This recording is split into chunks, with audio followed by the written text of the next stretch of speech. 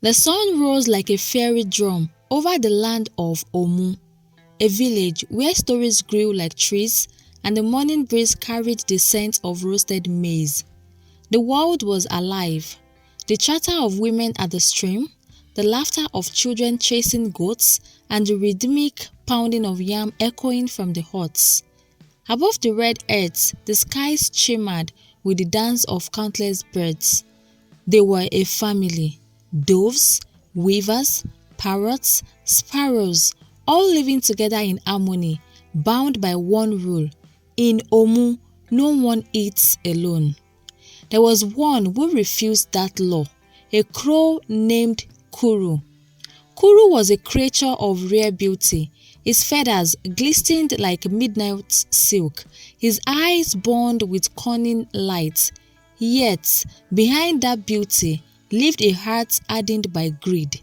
While other birds shared and helped each other, Kuru hoarded everything he found: grains, fruits, and even shiny stones he didn't need. When the wind carried whispers of kindness, Kuru shut his ears. When others sang songs of sharing, he croaked alone in bitterness. He built his nest high on the tallest tree, a fortress of sticks, leaves, and stolen treasures, where he believed no one could reach him. One golden morning, the forest glowed under the sun. The birds were preparing a feast of seeds, a day when everyone brought what they had gathered to share with others. The weavers carried millets, the pigeons brought maize, and the finches brought wild berries. Laughter filled the air like music, but Kuru stayed in his tree, watching with a smirk. "Fools," he muttered, "give away your food today and starve tomorrow. Let them dance while I feast alone." He flew down quietly when no one was looking, gathered fallen seeds from the forest floor, and carried them to his secret cave under the baobab tree. He buried them carefully, counting every grain like gold. While the others sang and shared, Kuru hid his plenty. Days passed, and soon the birds noticed his absence. The leader among them, a gentle dove named Norma, decided to visit him. She flew up to his branch, her white feathers glowing softly in the sunlight. "Kuru," she greeted kindly, "you didn't come to the feast. The forest missed your song." "My song?" Kuru sneered. "The forest doesn't feed me, I feed myself." Norma tilted her head. "True, but the tree that bears fruit for itself soon rots. Come, share with us. When we give, the sky blesses us in return." Kuru laughed coldly. "Blessings? I have no need for invisible gifts. What I can hold is what I trust." Norma sighed. "Even the sky shares its rain. Even the earth gives its crops. Don't be the only one who keeps what was meant to be shared." But Kuru turned his back, spreading his wings wide. "The world belongs to those who keep, not those who give." And with that, he flew off into the horizon, leaving Norma staring sadly into the wind. That evening, as the sun dipped behind the hills, the forest storyteller, an old tortoise named Adaba, gathered the young animals for the night tales. They sat in a circle as fireflies blinked around them. "Listen, my little ones," Adaba began. "There is a saying that the hand that holds water will soon thirst." The younger ones chirped and nodded, their eyes glowing in the dusk. But high above, Kuru sat on a distant branch, scoffing. "Old shells and their foolish stories," he muttered. "Let them speak, I will keep." And so he did. Weeks rolled into moons. The forest grew hotter, the streams thinner. The air began to taste like dust, but Kuru didn't care. He had his secret cave of food. He became fatter, shinier, louder. He called at sunrise to boast his wealth, his voice cutting through the morning air. Kuru never lacks. Kuru never shares.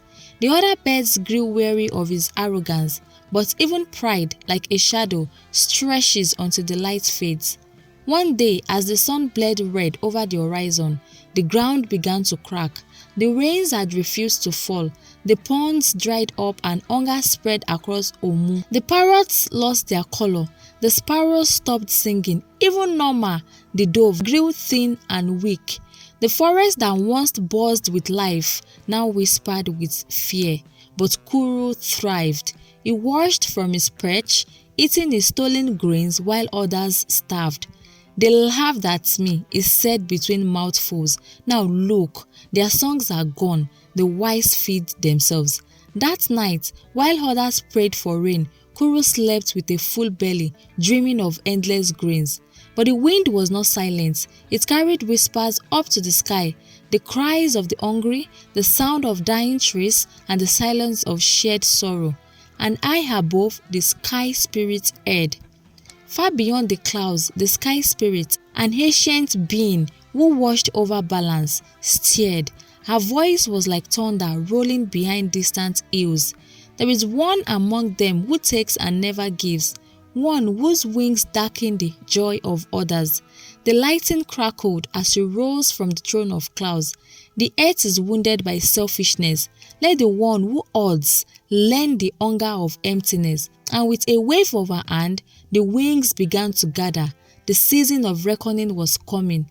Meanwhile, down below, Norma the dove flew weakly to Kuru's tree. Her feathers were dull, her voice frail.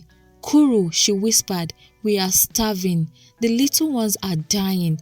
Please, share with us." Kuru turned, his beak dripping with food. "Share?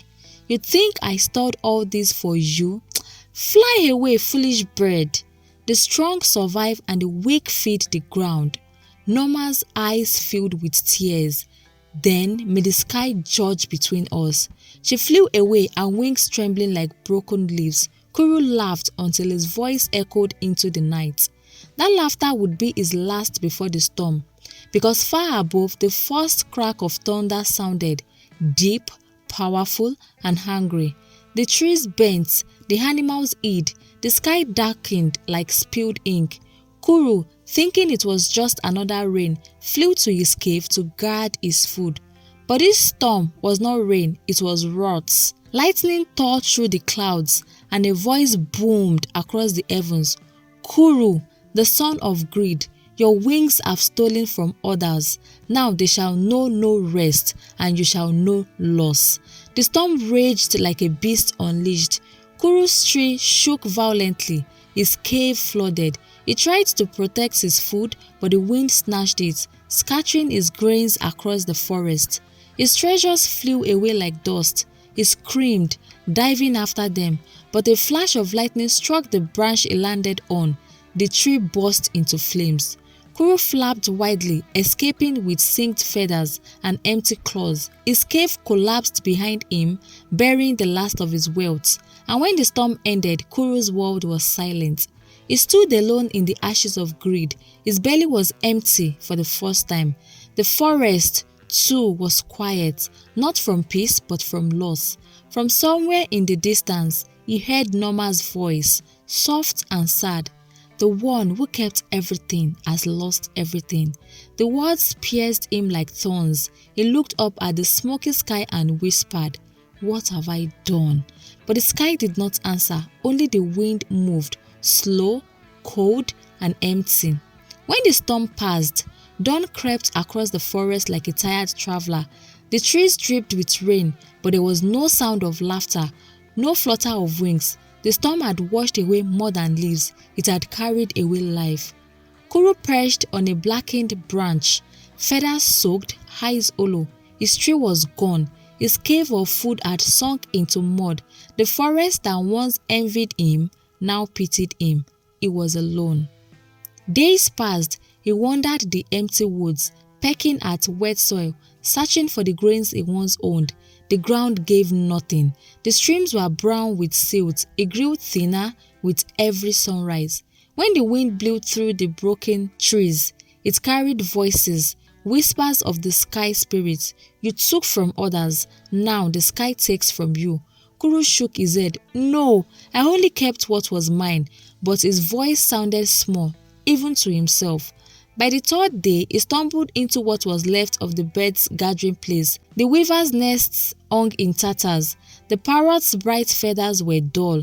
A few survivors pecked weakly at the dry ground. When they saw Kuru, they turned away. A sparrow hissed, "The selfish one comes to beg?" Kuru lowered his eyes. "Please, I have nothing left." The parrot laughed bitterly. "You had everything. You mocked us. Now beg the wind." They left him standing in silence. That evening, Kuru saw a familiar shape. It was Norma, the dove. Her body was frail, her wings tattered, but her eyes still shone with calm light. "You survived," he said quietly. "Barely," she replied. "The storm was cruel, but the sky spirits spared those who shared what little they had." Kuru swallowed hard. "Why am I still here?" Norma looked at him for a long time. "Perhaps because the sky wants you to learn, not die." Then she offered him a few seeds wrapped in a leaf. "Take it and eat." He stared at her open wings. He remembered the day he had chased her away. "Why would you help me?" Norma replied, "Because someone must show you what kindness feels like," she said softly. Kuru took the seeds. For the first time, he didn't feel full. He felt ashamed. That night, sleep refused him. The forest was dark, but in his mind, the sky spirit's thunder still rolled. He dreamed of his grains turning into ashes, his laughter swallowed by wind. When he woke up, Adaba the tortoise was sitting near him, watching. "So the crow with the full belly now has empty claws," Adaba said. Kuru bowed his head. "I mocked you once, wise one." "And now?" Adaba asked. "Now I see. The hand that grips too tightly loses everything," Kuru replied. Adaba nodded slowly. "Wisdom is found only after hunger empties pride." He pointed towards the distance. "Beyond that hill lies a river. The fishers there share what they catch. Go, and perhaps you will learn how to live among others again." Kuru thanked him and began the long walk. The journey was cruel. The land beyond the hill was worse than the forest. The drought had beaten deep, cracked earths, dying grass and empty nests. But at the river's edge, Kuru found a group of animals gathered around a shallow pool. Herons, ducks, even a fox. Each one took turns drinking. Each one left enough for the next. Kuru hovered nearby, too proud to ask, too hungry to leave. Finally, a young heron called out, "You there, Black Feather, come drink." He hesitated. "You would share with me?" "Here, we share or die," the heron said simply. "The river gives to all." Kuru drank. The water was warm and muddy, but it was life. The others didn't chase him away. For the first time in his life, he didn't feel alone. That evening, when the moon rose over the cracked land, Kuru sat near the heron and listened as the animals spoke. A monkey told how it gave half of its fruits to an antelope trapped by a falling tree. A fox told how it guided lost birds through the night. Even the fish in the pool flicked their fins as if to say, "We share this water." Kuru was silent. Shame burned inside him. He looked at his reflection in the pool. His feathers were dull now, his eyes sunken. He whispered, "This is what selfishness makes of beauty." The heron heard him. "Then change it." "How?" "By giving before the sky asks again." The next morning, clouds gathered once more. Thunder rumbled far away. The animals panicked, but Kuru rose into the air. He flew high, higher than he ever had before, until the wind rolled in his eyes, in his ears. He called into the clouds, "Sky spirit, I have learned. Let the forest live again." The thunder rolled back like an answer. "Have you truly learned, Black One? To share is not to speak, it is to act." Kuru descended quickly. He remembered where his cave had collapsed. Digging through the mud, he found a few unspoiled grains buried deep in the soil. He gathered them carefully and flew across the land, dropping them wherever hungry birds still searched for food. He left some near Norma's tree, some by Adaba's den, and some by the river bank. The others watched in disbelief. When the last grain was gone, he perched on a low branch, exhausted. He whispered, "Now I have nothing." And then rain came. The clouds broke open. Soft, heavy drops fell onto the dry ground. The animals cried with joy. The river swelled again. The forest drank deeply. Above it all, a voice whispered on the wind, "Now you understand. The sky feeds those who feed others." Kuru closed his eyes and let the rain wash his feathers clean. By the next sunrise, green shoots pushed through the soil. Birds returned. The forest came alive once more. The parrot who had mocked him flew to his branch. "You did this?" Kuru knocked weakly. "With what little I had left." The parrot smiled. "Then you have given more than any of us." Even Norma returned, her feathers gleaming again. She perched beside him quietly. "The forest forgives," she said. Kuru looked around at the life returning and whispered, "I don't deserve it." "That is how grace works," she replied. When the rains returned, the forest sang again. Green leaves unfurled from brown branches. Flowers pushed through the damp soil and the air smelled of life. The drought was gone, and with it Kuru's old self. He spent his mornings repairing fallen nests, helping young birds rebuild what the storm had torn apart. His claws, once used to steal, now worked to give. The smaller birds began to greet him without fear. The parrots, who had once mocked him, now invited him to join their morning songs. But Kuru didn't sing loudly anymore. He sang softly, with gratitude in his voice. One day, the forest gathered under the shade of the great baobab for a festival. The Feast of Seeds had returned, brighter and louder than ever. Drums echoed from the villagers' huts below, and the sky glowed with orange light. Norma, the dove, found Kuru perched quietly on a low branch. "You're not joining the feast?" she asked. Kuru smiled faintly. "I will, but let the others eat first. My wings have known hunger. I prefer to watch them full." Norma tilted her head. "The crow, who once ordered every grain, now eats last. The forest will tell that tale for generations." Kuru looked towards the horizon, where the sky burned gold. "Let it tell whatever it must, as long as the little ones never go hungry again." The forest had never seen such peace. Animals who once fought for crumbs now shared fruit and laughter. Even the wind seemed to hum in joy. Above it all, the sky spirit watched silently from her throne of clouds. She saw Kuru, the crow of darkness, shining with the light of wisdom. As weeks passed, Kuru began to hear the wind calling his name again. But this time it was gentle, not hungry. He would look up and feel a warmth in his chest. One evening, while he perched beside the river, Adaba, the tortoise, appeared. "Kuru," he said slowly, "the forest lives again because one who was blind learned to see." Kuru bowed his head. "I was foolish." Adaba chuckled. "We all are until life teaches us. But tell me, what have you learned?" Kuru thought for a while. The river rippled softly, and then he said, "I have learned that the wing that shears flies farther than the wing that keeps." The old tortoise smiled. "Then the forest will never hunger again." The sky spirit decided it was time to reward him.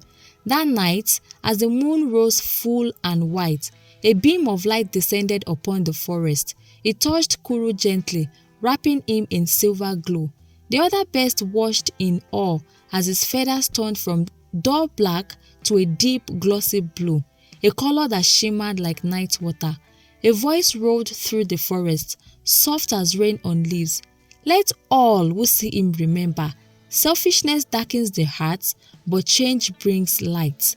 From that night on, the crow was no longer seen as a thief or a sign of bad luck. The villagers began to say, "When a blue crow flies over your roof, goodness follows." And so, Kuru became a symbol of rebirth and generosity. Many seasons passed, the trees grew taller, and the young birds who once played under Kuru's shadow had grown into strong flyers. They told his story to their chicks. There was once a crow who kept everything to himself.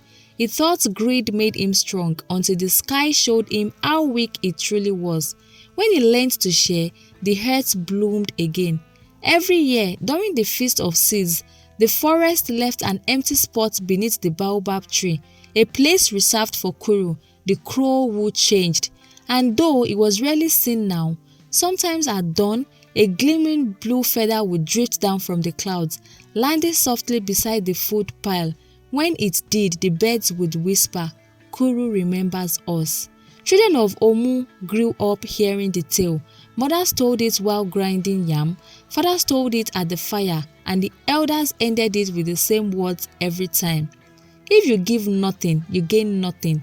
When you hold too tightly, even what you grip turns to dust. But the one who shares lives in plenty, even in the dry season. The tale of the selfish crow lived on, not as a warning of greed alone, but as a song of redemption, because in the land of Omu, the crow became proof that no art is too dark to change. Selfishness leads to downfall. Generosity heals more than hunger. It restores the soul and the world around it. And that's where today's tale ends, but the wisdom lives on. If you felt the lesson in this story, please like, comment, subscribe, and share. And join me next time when the fire burns again for another tale.